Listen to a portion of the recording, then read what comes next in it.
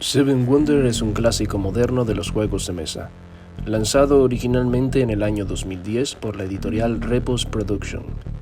Su creador es el renombrado diseñador francés Anthony Bauza, quien logró con este título un hito absoluto en la industria, combinando estrategia profunda con una duración de partida muy contenida. Desde su lanzamiento, se ha ganado la reputación de ser el juego de mesa más premiado de la historia. Ha acumulado más de 30 galardones internacionales, destacando entre ellos el prestigioso Kennerspiel des Jahres, mejor juego para expertos en Alemania en 2011, que es básicamente el Oscar de los juegos de mesa. La premisa del juego nos pone al mando de una de las 7 grandes ciudades del mundo antiguo. A lo largo de 3 eras, se deberá gestionar correctamente los recursos y construir edificios con el objetivo de hacer prosperar nuestra ciudad, por lo que el que logre la ciudad más próspera ganará la partida. Para determinar qué tan próspero es la ciudad de uno, el juego lo determina mediante un concepto abstracto denominado puntos de victoria, simbolizados por un laurel. El número que posea el laurel es la cantidad de puntos.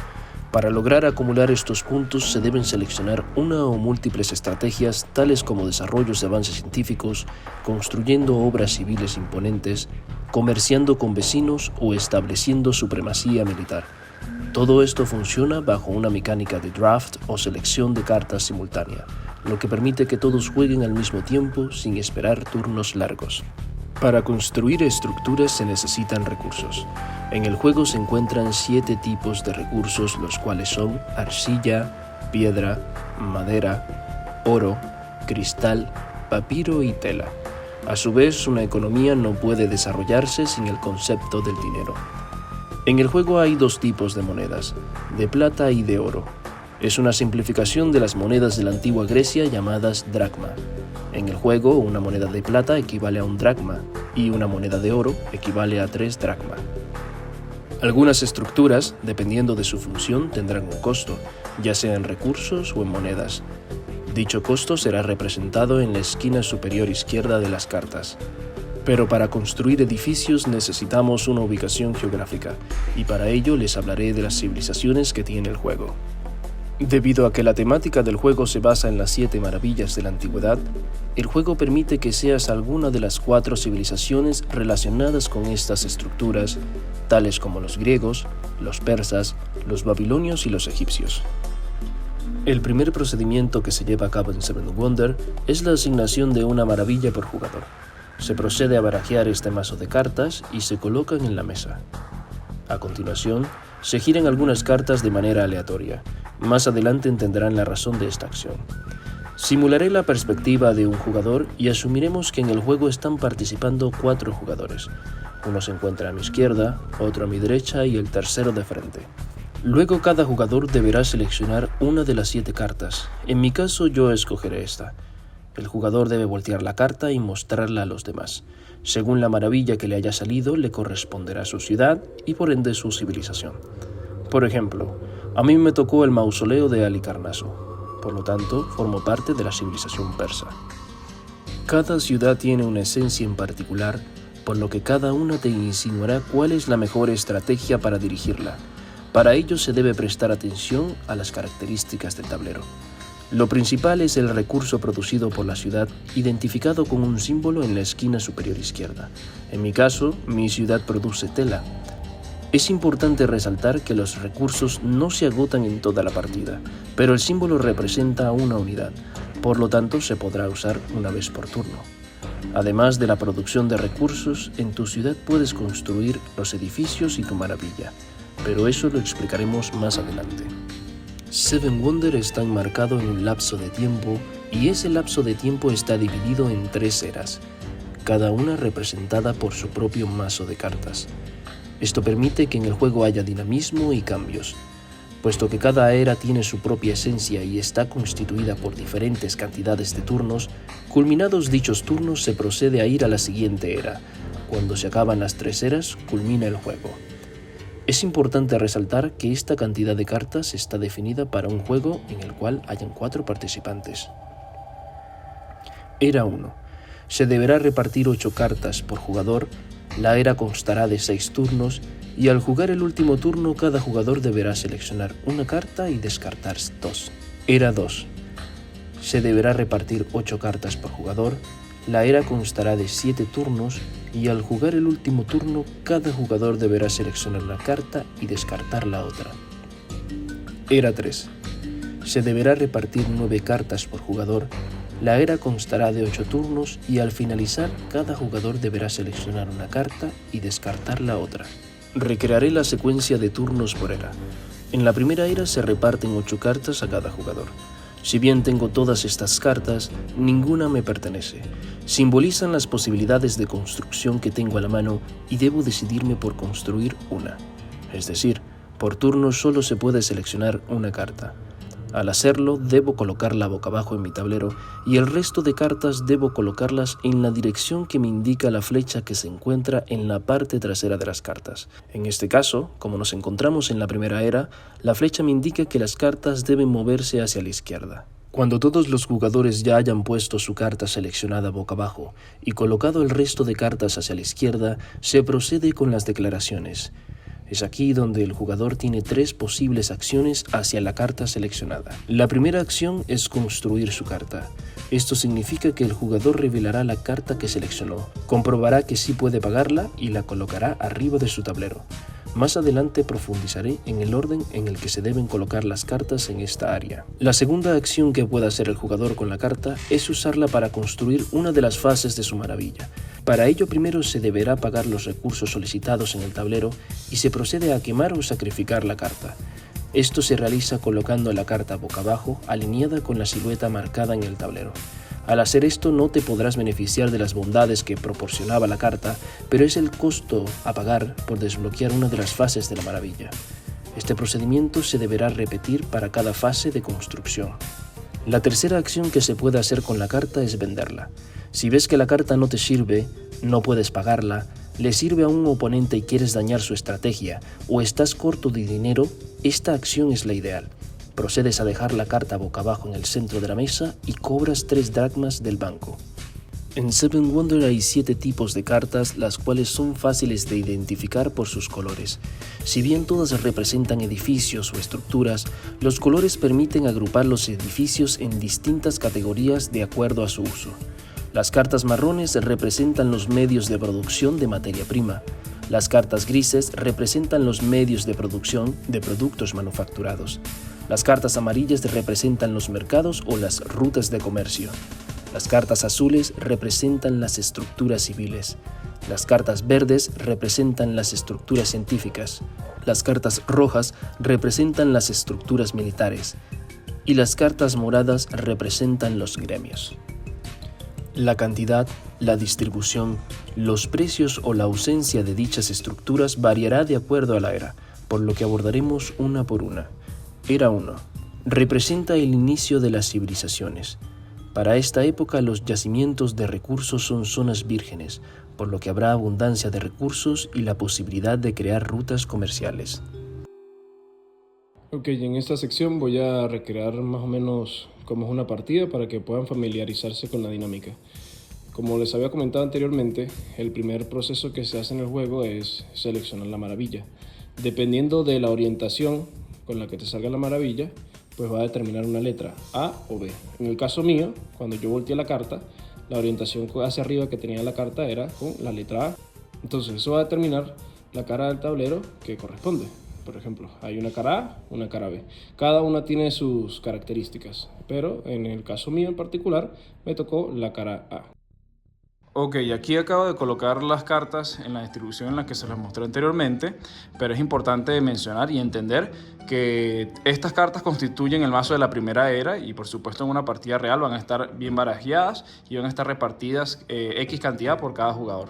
Pero bueno, yo lo coloco así, de manera pedagógica para que puedan entender uno por uno y voy a simular una especie de partida. Las cartas que se encuentran aquí, las cartas de color marrón, son las cartas de medios de producción de materia prima. Hay muchos tipos, se pueden identificar por su descripción y la imagen que hace una referencia a la descripción. Y aquí en la parte superior central va a estar el icono del recurso que proporciona esta estructura. Por ejemplo, esto es un yacimiento de arcilla, entonces por obvias razones va a producir es arcilla. Hay otros tipos de producción, como lo son este almacén de madera, va a producir madera. Hay este tipo de cartas que, por ejemplo, esto es una excavación. Aquí ya empieza a ser diferente. Esta carta me está indicando que yo puedo producir o piedra o arcilla por turno. Es decir, en un turno yo puedo seleccionar, decidir que quiero producir es piedra. Al otro turno, si me conviene, puedo decir que me produzca arcilla y así sucesivamente. Están este tipo de cartas como veta de oro, producción de oro. Y bueno, yacimiento de arcilla otra vez. Cueva del bosque, esta también es como la anterior. Puede producir madera u oro. Esta granja forestal, la misma lógica, pero con otros recursos. Puedes escoger si quieres producir madera o arcilla. Puedes decidir si quieres producir piedra o oro, en este caso una mina. Este es nada más de un solo recurso, que es un almacén de piedra. Por lo tanto, vas a producir nada más piedra. Y bueno, así sucesivamente hay varios tipos de cartas. En el caso en particular mío, en la estrategia que yo voy a escoger, yo quiero desarrollar la primera fase de mi maravilla, pero tiene un costo de 2 de arcilla. Entonces no produzco nada de arcilla. En mi estrategia más coherente sería priorizar la producción de ese recurso. Entonces yo decido construir un yacimiento de arcilla. La carta se va a ubicar acá. En caso de que mi carta fuera de medios de producción de productos manufacturados, como se puede ver aquí el color gris, que coincide con esta, uno coloca la carta alineada acá. Como esta es una carta de recursos de materia prima, se ubica es acá, ¿ok? Ahora les explico las cartas grises, que son los medios de producción, pero de productos manufacturados. Estos en la primera era van a ser muy escasos, pero tienen la particularidad de que son gratuitos. ¿Sí? En el caso de los productos de materia prima, algunos son gratuitos y otros tienen costo. Bueno, en el caso particular de estas cartas, todas son gratuitas, pero tienen la desventaja de que son escasos. Por ejemplo, yo produzco aquí ya uno de tela, y en la tercera fase de mi maravilla, para yo poder construirla, me exigen 2 de tela. Entonces yo podría agarrar como estrategia y construir un telar. Entonces esta sí se pone alineada con esta. En el caso de mi ciudad en particular, en otras aquí va a haber recursos o productos de materia prima. En el caso mío lo tengo aquí alineado y ya yo aquí tendría la producción de 2 de tela. Es decir, si yo logro construir estas 2 fases y ya voy por la tercera, ya yo aquí tendría disponibles los recursos suficientes para pagar esta fase de mi maravilla. Ahora voy a proceder a explicarles las cartas amarillas, que son las cartas o estructuras de comercio o rutas comerciales. Estas tienen varios tipos y voy a explicar una por una. Esta que sale acá es Casa de Comercio Occidental. Es muy importante porque te permiten comerciar con tus vecinos. En este caso en particular, este tipo de cartas que me permite comerciar productos de materia prima van a ser unidireccional. Les explico. Esta carta, si notan, tiene aquí el símbolo de una flecha hacia la izquierda. ¿Qué quiere decir? Que si yo construyo esta carta, habilito comercio con el vecino o el jugador del lado izquierdo. Si mi vecino tiene uno de estos recursos y yo tengo construido esta carta, aquí me lo está indicando, para yo poder hacer una especie de compra de recursos, yo debo pagarle un dracma a él. Ojo, es importante resaltar que si yo logro comprar ese recurso, supongamos que yo necesito oro. Yo aquí ya tengo construida mi carta. Mi vecino tiene oro, le pago el dracma. Yo dispongo de ese recurso, de esa unidad de recursos, nada más por ese turno. Si al siguiente turno yo necesito otra vez oro, yo debo otra vez comprarle al vecino. Por ejemplo, aquí hay otra carta similar. En este caso es una casa de comercio oriental. La misma palabra me lo está diciendo. Es lo mismo que les acabo de explicar, pero ahora es con el vecino del lado derecho. Pero tiene la particularidad de que es unidireccional. Aquí hay otra. Están también las cartas de taberna. Esta es muy particular porque el efecto que hace es que al construirla, imaginemos que yo la construyo, yo voy a obtener 5 dracmas del banco. ¿Sí? El banco me va a proporcionar 5 dracmas nada más por ese turno. El hecho de que siga construida no quiere decir que en los próximos turnos voy a tener siempre 5 dracmas. Solamente se puede usar una vez. Ok. Las casas de comercio que ya les expliqué. Aquí tenemos un mercado, es similar a la que les acabo de explicar, pero en este caso es con productos manufacturados y tiene una diferencia de que es bidireccional. Es decir, en el momento en el que yo construyo esta carta, si alguno de mis 2 vecinos tiene uno de estos recursos, yo puedo comerciarlo con cualquiera de los 2. Entonces, la importancia de estas cartas es que habilitan rutas comerciales con los vecinos. Es lo que me permite hacerle compra a los vecinos. En el caso mío, yo decido construir esta carta de Casa de Comercio Occidental. Miren que la distribución de las cartas en la parte frontal o en la parte superior del tablero de uno debe ser la misma en la que yo la coloco aquí. Yo decidí construir una Casa de Comercio Occidental, suponiendo que mi vecino sí produce arcilla. Yo, al tener esta carta, yo debo pagarle un dracma a mi vecino, y eso permitirá que pues yo pueda tener 2 de arcilla, porque ya yo produzco uno, más la arcilla que le estoy comprando a mi vecino permite que ya yo pueda comprar esta fase. Pero recuerden que no solamente es el recurso que te exige la fase, sino también quemar una carta.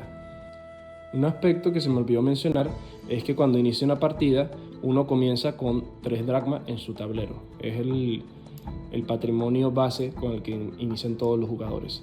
Entonces, si yo quiero comprar la arcilla de mi vecino, ya yo tengo una, necesito comprar otra. Aquí me especifica que el costo es un dracma. Yo le proporciono el dracma a mi vecino y ya cuento en ese turno nada más con ese recurso extra. Y ya yo puedo comprar esta fase. Debería simplemente, supongamos que ya yo aquí tengo otra carta, decido quemarla, la coloco alineada aquí abajo, y ya yo aquí tengo construida la primera fase de mi maravilla. Ya al finalizar la partida, cuando se hace el conteo de los puntos de victoria, yo aquí tengo garantizado 3 puntos de victoria. Las siguientes cartas que les voy a explicar son las azules, las estructuras civiles. Esto representa muchísimos tipos de estructuras. Hay teatros, casas de empeño, son estructuras civiles que ayudan a la moral de la población. Estas lo que te proporcionan es puntos de victoria en bruto. Si pueden ver, algunas son gratuitas, otras tienen un costo, pero todas te proporcionan lo mismo. En este caso son pocos puntos de victoria. Y si detallan, en la esquina inferior derecha, por ejemplo, supongamos que yo quiero construir teatro. Al yo construir esta carta que me sale gratuita, aquí abajo me va a decir el nombre de otra estructura de la siguiente era, en este caso estatua. Esta tira que está acá me está indicando que por el solo hecho de yo construir esta carta, yo puedo tener la carta de estatua de la siguiente era totalmente gratuita. Entonces tiene ese doble beneficio: proporciona puntos de victoria y te proporciona una construcción gratis. Las siguientes cartas que les voy a explicar son las verdes, que vendrían a ser las estructuras científicas. Estas cartas ya tienen una dinámica bastante diferente a las demás, por lo tanto me va a tomar un poquito el tiempo explicándolas. La característica principal de estas cartas es que ellas en la parte superior central tienen símbolos. Son 3 símbolos en total: una tablilla como de inscripción, un compás con una escala y una especie de rueda estilo engranaje. Estos símbolos son los que van a representar la estrategia o la dinámica que tienen dichas cartas, para que puedan entenderlo. La presencia de cada una de estas cartas de manera individual te va a proporcionar un punto de victoria, ¿sí? Si yo decido construir, por ejemplo, Scriptorum, el solo hecho de tenerla construida me va a proporcionar un punto de victoria. Además de eso, comparte una característica de las cartas de comercio y las cartas de estructura civil, y es que van a tener una cinta con la descripción de una estructura de la siguiente era. Es la misma lógica: por el solo hecho de tener construido una de estas cartas, pueden tener esta estructura de manera gratuita. Pero la dinámica interesante de estas cartas es que si tienes cualquiera de estos símbolos repetidos, en el momento en el que estén repetidos te va a dar una escala proporcional en puntos. Es decir, supongamos que yo logro tener 2 cartas con el mismo símbolo, entonces me va a dar la cantidad de cartas al cuadrado en puntos. Por ejemplo, 2 al cuadrado es 4. Por el solo hecho de tener estas 2 cartas repetidas, ya yo puedo tener 4 puntos de victoria. Y la otra estrategia para tener puntos con las cartas científicas es que si yo logro tener estas 3 cartas con estos 3 símbolos diferentes, yo tengo garantizado 7 puntos de victoria, independientemente si tengo otras cartas de estas repetidas o el solo hecho de contarlas de manera individual. Pero sé que lo iremos entendiendo a medida que vayamos desarrollando el juego. Entonces supongamos que yo me voy por la carta de farmacia. Yo decido construir una farmacia. Tengo ya garantizado estas estructuras gratis en caso de que salgan en mi mano de baraja, y tengo garantizado un punto de experiencia por el solo hecho de tenerla construida en mi ciudad. Finalmente, el último tipo de cartas que proporciona la era 1 son las cartas rojas. Son estructuras de guerra. Todas por lo general tienen un costo. Pero lo importante que deben entender es el símbolo superior central que tienen las cartas, que son un escudo con 2 espadas. Este símbolo representa los puntos de ataque y los puntos de defensa que representa esta estructura. Les comento con mayor detalle este tipo de cartas porque son una de las más interesantes y las que más genera conflicto. Supongamos que yo quiero construir barracones.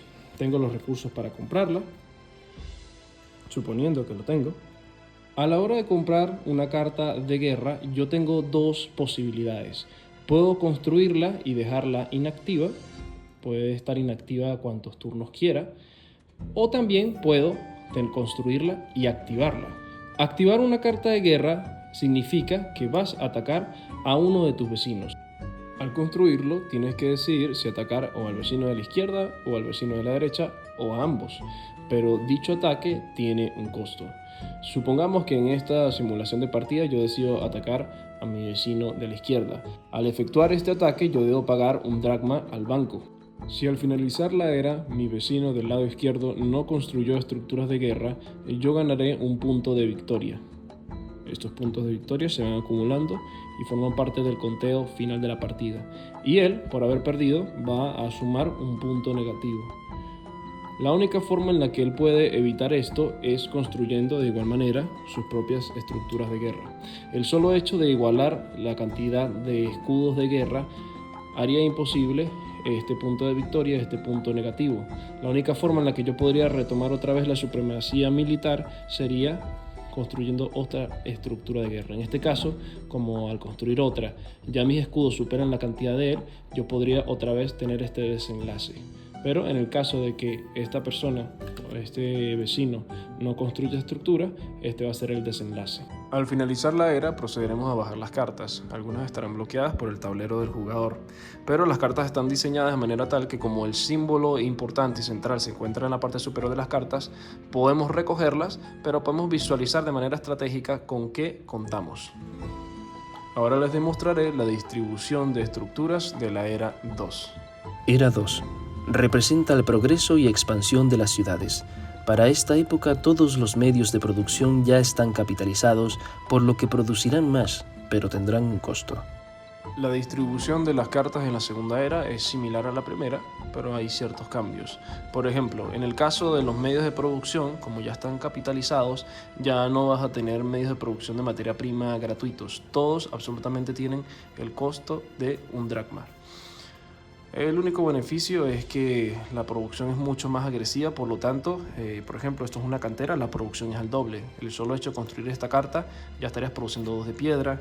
En este caso, una fábrica de ladrillos tienes la producción al doble, una fundición, producción doble de oro, producción doble de madera en aserraderos, producción doble de ladrillos y así sucesivamente. En el caso en particular mío, que yo quiero desarrollar ya la segunda fase de mi maravilla, el costo es 3 de oro. A mí me beneficiaría mucho construir la fundición. Ahora yo decido construir la carta de fundición, el coste es un dracma, le pagaría el dracma al banco y ya podría construir mi carta. El orden en el que se colocan es igual al de la era anterior, solamente que ya se colocan o se construyen arriba de las anteriores. Ya poseo la producción de 2 de oro, pero me falta 1 de oro para construir esta fase. Yo tengo activa mi carta de comercio que me permite comerciar con mi vecino del lado izquierdo, pero algo que no les mencioné es que en el momento en el que tú tienes activa una carta de guerra, y en este caso yo estoy luchando con el vecino del lado izquierdo, las cartas de comercio se anulan. Ya yo no puedo comerciar con esa ciudad. Para yo poder retomar otra vez ese comercio, yo debo poner inactivo mi cuartel nuevamente. Ya así automáticamente puedo comerciar. Suponiendo que tengo dinero, le compraría el oro que me falta y quemando una carta, supongamos que decido quemar una carta, ya podría desbloquear la segunda fase de mi maravilla. Yo puedo volver a activar esta carta, pero no puede ser en el mismo turno en el que la desactivé. Tengo que esperar que pase un turno y ahí sí puedo volver a activar y volver a atacar a mi vecino. Pero, ojo, eso recuerden, tiene un costo. Si yo vuelvo a activar mi carta, yo debo pagar un dracma al banco. Un dracma por carta o estructura militar que posea. Los medios de producción de productos manufacturados siguen siendo gratuitos en esta fase, pero son escasos. Yo aquí decido construir prensa para producir papiro Las cartas de comercio en esta era son edificios un poco más sofisticados, por lo tanto van a ser más costosas, pero tienen en cierta esencia interesante. Por ejemplo, esta carta Carabazar, al construirla te permite disponer de uno de estos recursos por turno sin necesidad de tener que comerciarlo con ningún vecino. Esta carta similar te permite tener uno de los recursos por turno, en este caso de productos manufacturados. Esta carta de bazar ya empieza a ser mucho más interesante, pues me indica que por cada carta gris mía o de mis dos vecinos yo voy a ganar 2 dracmas. Por ejemplo, yo aquí ya tendría garantizado 4 dracmas por el hecho de tener 2 cartas. Vamos a sumarlo. Y suponiendo que mis vecinos tienen más, pues acumularía mucho más dinero. Entonces decido construir esta carta comercial. En el caso de las cartas civiles ya son más costosas, son estructuras más monumentales y dan más puntos de victoria. En este caso en particular yo decido construir un acueducto.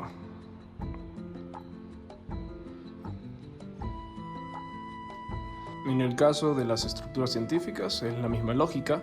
Hay que estar pendiente de las cartas que uno construye en la era anterior, porque por ejemplo yo construí en la era anterior farmacia y aquí me dice que me proporciona establos, estructura de guerra gratis y enfermería. Entonces por eso, si bien las cartas van a estar ocultas, hay que estar un poquito pendiente de eso.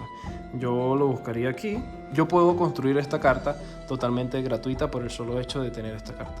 Entonces aquí se podría, si yo decido construir esta, aquí yo estaría ganando un punto, ya tendría garantizado un punto por esta carta, un punto por esta carta, porque recuerden que eso es lo que valen de manera individual, y tendría 4 puntos porque repito el símbolo. Entonces se puede hacer una construcción en cadena del mismo símbolo, lo cual proporciona bastante puntos, pero también podría estar perdiendo la posibilidad de generar diversidad en símbolos. Por ejemplo, yo aquí decido fabricar escuela para tener un símbolo diferente y tratar de hacer los 3 símbolos con las cartas científicas.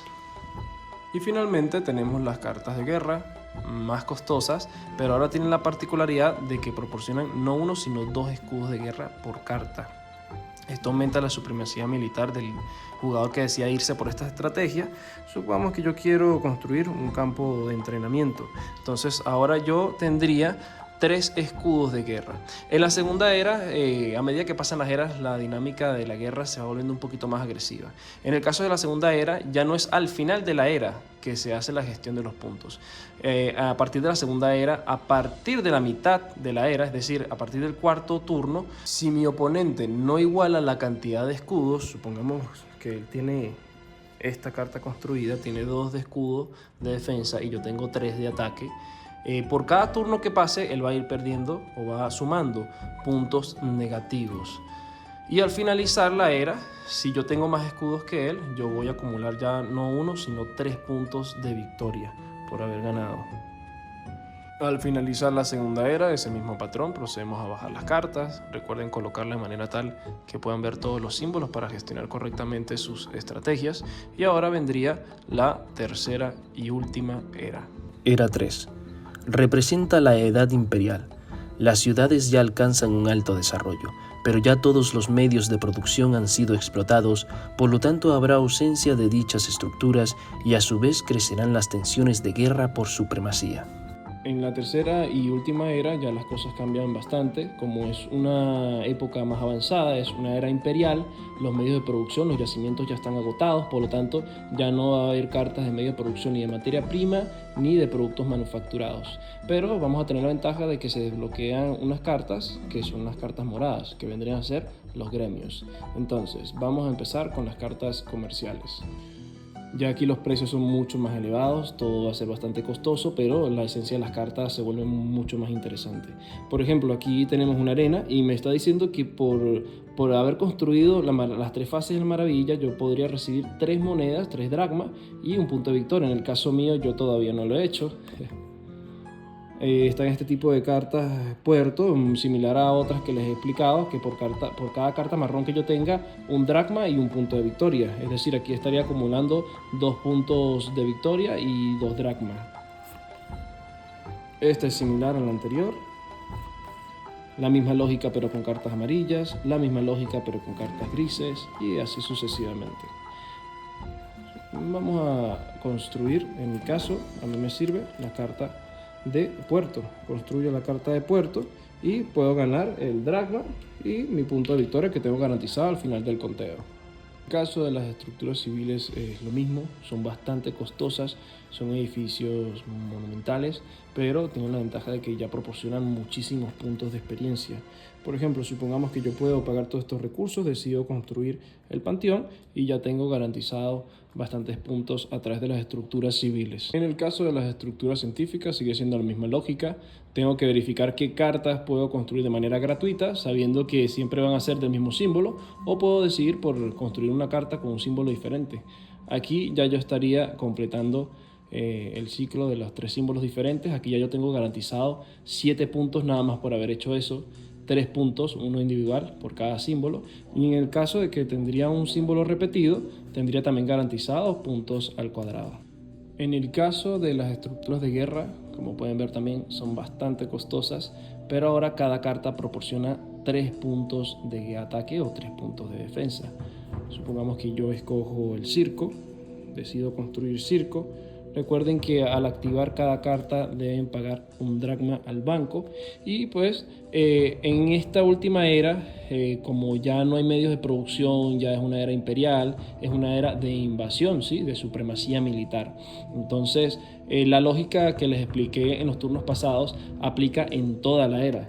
Es decir, si yo tengo supremacía militar en todo momento y mi vecino no tiene cómo defenderse, en cada turno él va a ir acumulando puntos negativos si es que no se logra defender. Y al finalizar la era, si yo tengo más puntos, yo voy a acumular un total de 5 puntos de victoria por haber ganado. Y finalmente tenemos las cartas más interesantes, que son las del gremio. Estas cartas tienen también características muy interesantes. Por ejemplo, aquí tenemos el gremio de artesanos. Me indica que por cada carta gris que tengan mis 2 vecinos voy a acumular 2 puntos de victoria. Gremio de científicos, esta es excelente porque, por ejemplo, supongamos que yo, en vez de tener aquí la serie, acumulé varios símbolos repetidos. Con esta carta de gremios, yo puedo decidir cuál símbolo quiero tener y podría cumplir la escalera que les expliqué. Está el gremio de mercaderes. La misma lógica, pero con cartas amarillas. Por cada carta amarilla, es decir, de comercio que tengan mis vecinos, voy a ganar un punto de victoria. El gremio de filósofos, por cada carta verde que tengan mis vecinos, también gano puntos de victoria. El gremio de magistrados, por cada carta azul, por cada estructura civil que tengan mis vecinos, voy a ganar un punto de victoria. Este es muy interesante, el gremio de constructores.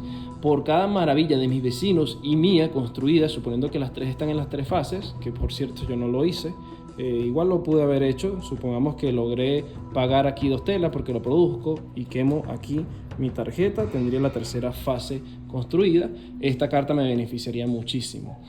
También está el gremio de trabajadores, por cada carta marrón, es decir, medios de producción, ganaría un punto de victoria. Y está el gremio de armadores. Este es interesante porque es por cada carta marrón, gris y morada que yo tenga, gano un punto de victoria. Está el gremio de estrategas. Este es muy bueno para el que se va por la estrategia bélica, pues por cada punto negativo que tengan ambos vecinos, suponiendo que este vecino tiene todos estos puntos negativos, yo acumularía puntos de victoria. Y el gremio de espías, que es por cada carta de guerra que tengan mis vecinos, yo voy a acumular un punto de guerra. Supongamos que yo decido irme por el gremio de estrategas, ya que me fui bastante por esta estrategia y mi enemigo acumuló muchos puntos. Eso me beneficiaría muchísimo. Y finalmente, para determinar quién ganó o si quedaron en el orden de primero, segundo, tercer lugar, se ejecuta el conteo, ¿sí? El juego trae esta tablilla donde uno coloca aquí el nombre de los jugadores y dependiendo de cada estrategia se van sumando puntos. Por ejemplo, la primera que se suele contar es la estrategia de combate, es decir, cuántos puntos de victoria acumulé. En este caso yo acumulé 9 puntos. En el caso en el que, no sé, yo haya perdido algunos turnos, pues me tienen que descontar los turnos en los que yo no gané las batallas. También se mide la prosperidad de una civilización por su fortuna, por su prosperidad económica. Es decir, las monedas, tu capital también es considerado punto. Cada 3 monedas es considerado un punto. Es decir, aquí yo tendría un punto, aquí me hubiese faltado un dracma para acumular otro punto. Estas 2 monedas me pueden servir en caso de que haya empate. Si yo tengo más monedas, es como decir que tengo más decimales.